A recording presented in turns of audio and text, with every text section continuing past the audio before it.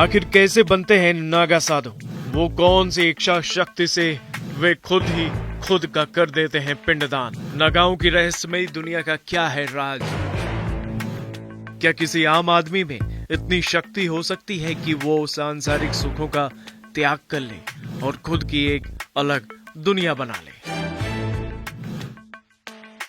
इतिहास में कई गौरवपूर्ण युद्धों का वर्णन मिलता है, जिनमें 40,000 से ज्यादा नागा योद्धाओं ने हिस्सा लिया। अहमद शाह अब्दाली के मथुरा वृंदावन के बाद गोकुल पर आक्रमण के समय नागा साधुओं ने उसकी सेना का मुकाबला करके गोकुल की रक्षा की थी।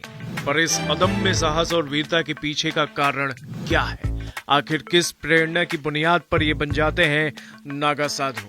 क्या इसका नाता पूर्व जन्म से भी है?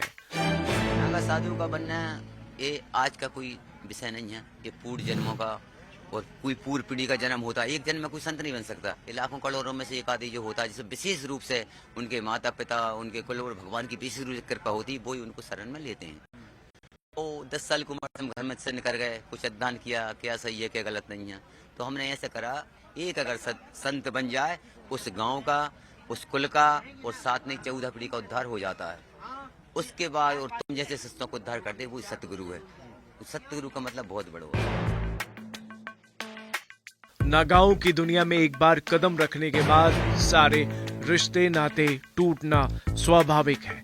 पर आखिर वो भी तो इंसान है, वही तो रक्त है जो सभी में है।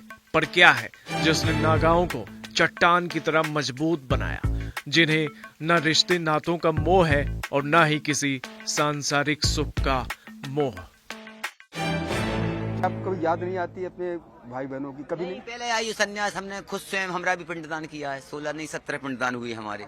अब जिस चीज को छोड़ दें उसे याद नहीं करते। तो जिस घर को अगर अपन ने छोड़ दिया उसमें क्या जाना डबल से।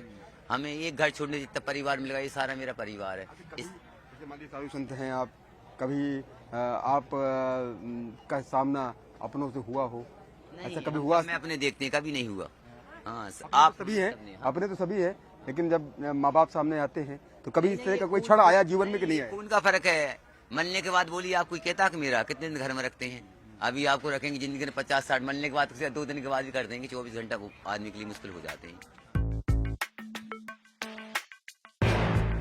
नागा साधुओं के मुताबिक उन्हें योद्धाओं की तरह तैयार किया जाता है जो गुरु की शरण में होते हैं। गुरु जो भी सिखाते हैं वे उसी रास्ते पर चलते हैं। नागा साधु बनने के बाद साधुओं का जीवन पूरी तरह से बदल जाता है।